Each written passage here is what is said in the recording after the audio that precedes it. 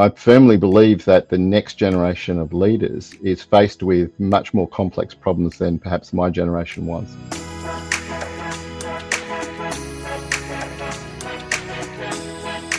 Hello and welcome to our Meet the Coach series. I'm your host, Carla Egan, and today we're diving into the topic of the power of the pause. Our guest today is Steve Godswald, and he's the founder of Navigating the Uncertain, and he's an executive coach and partners with leaders to navigate the uncertainty and the complexity with purpose. Steve joins us from Wandin North in Victoria. Welcome, Steve. Hey, Carla. Good to be with you. It's a pleasure to have you on our Meet the Coach series. Steve, our topic's the power of the pause. So I'm going to start by asking you to elaborate on what do you mean by the power of the pause and how does it play into coaching and into personal development? I think Viktor Frankl talked about between stimulus and response, there is a space. In that space is our power to choose our response. In our response lies our growth and our freedom. So I think what we can do in a space is just reset, perhaps look a little bit laterally for a different idea, and then more importantly, make a choice about whether we go forward, whether we go back, but really respond rather than react. When it comes to coaching, I think that's what we try and do. We create space for our clients to process, to really bring something from the back of the mind that's not yet an idea to the front of the mind, so that it's given language and they can actually create a plan around it. Great, I like that. I also picked up on your comment that, many people have the choice to pause. In our busy lives, everyone's, doing lots of things, juggling, work and careers, businesses, family responsibilities. So how do we take time to make that choice? How do we incorporate the power of the pause? How do we make that benefit people that are busy in their lives? Can you share what some real life examples might look like? I think during COVID, I started walking on the trail here in Wandin, and that really gave me the habit of getting out, of being in nature, and setting up my day. I think that recently a student came up to me and said, "How do I stop from reacting?" And I just said, just take that breath.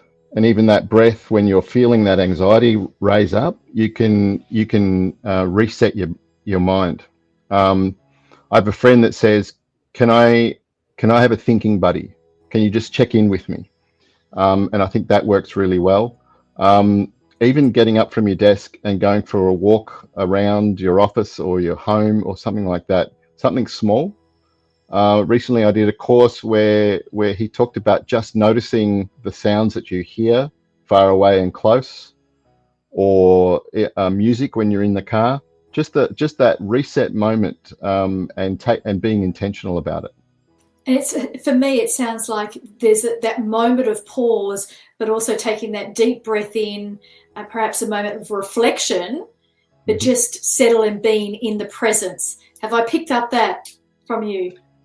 Absolutely. So be present, allow your mind to just move laterally perhaps, or not just get all caught up. Like sometimes we get so busy in our heads that we just need a bit of a circuit breaker. I think the other thing I would say is that quite often when we're busy like that, we get narrow or a bit myopic. And often what we like to do is look laterally. And so looking for the adjacent possibility is the other piece. Now, Steve, as a coach, you've been doing coaching for a number of years. Can you just share a little bit about your journey and how you got to be a coach and where you are now? I think I came into coaching because I used to work in emergency response in many countries around the world. And we were faced with the challenge of how do you grow leaders in uncertainty, ambiguity, volatility.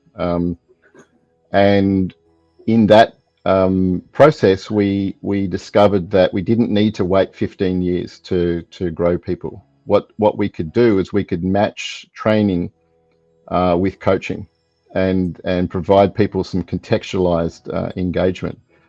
By far, the most effective thing that we did was to provide 6 months of coaching to people to support their learning journeys. And so when I left that kind of work, I wanted to stay in coaching because of the value add that it provided me and what I saw that it provided students that I was working with. And I firmly believe that the next generation of leaders is faced with much more complex problems than perhaps my generation was.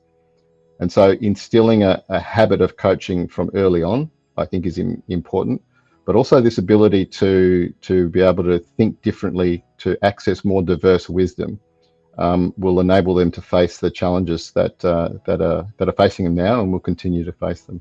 And no doubt, given your experience in working in emergency situations, that moment of pause, that almost bringing immediate calmness to the situation can give you clarity of ways, the next steps forward and what to do next, rather than get overwhelmed with the situation and almost being distracted by things. And it happens to people's lives as well when there's accidents or you're running late. Talk us a little bit about that. Well, the thing is, we've never been here before. I've never been in this conversation with you before. I don't know what's going to happen in the next part of the conversation, and that's how life is. Emergency response taught me that the next step was unknown. And so what we needed to do, as I think Heifetz and Linsky says, is get on the balcony and set up the experiment. I'm going to try this. This is my best idea. And when that idea is implemented, you sit off it and you reflect and you say, did it work or didn't it work? Let me enhance what's working and let me dampen what's not working. And that was really clear in emergency response. But it's also really clear in any natural system. And we particularly discovered that when we went through COVID together, that we hadn't been here before. We weren't sure where we were going to go next. And we needed to lead other people through uncertainty when we felt uncertain ourselves. And so the ability to pause is to stop and reset, like you're saying, to be able to set that experiment for what's my next step. And sometimes it's about reflecting on how I've gone with my previous step. Yeah, terrific. And it's also, about thinking before you react, choosing to respond in a situation. And it can make a big difference in how we grow as humans, but also how we make decisions and how we communicate in a fast-paced world that we all live in now. Yeah. Steve, as a coach, as an executive coach, what does joining the Coaching Directory mean to you and your business? I think joining the directory allows me to have access to peer coaches, to people who are working in a similar field but slightly different to what I do. We can band together and advertise and offer coaching to a lot more people. When you work by yourself, it can be a bit lonely. So it's good to have peers to hang out with and do this kind of thing, Carla. Terrific, Steve. And look, that brings us to the end of our Meet the Coach interview with you, Steve. Thanks very much for having me. It's been my pleasure. Your topic is a reminder that pausing is not just a theory, it's something that we can easily integrate into our daily routine, despite how busy we might be or whatever's going on around us. So thanks for an insightful conversation. Thank you, Carla. Talk to you again. For those of you that are eager to dive deeper into the realms of coaching and personal development, please subscribe to our newsletter. And if you enjoyed today's episode, please take a moment to rate and review us, and be sure to catch us in the next episode. This is Carla Egan. I'm your host from the Coaching Directory, where we connect you to your ideal coach.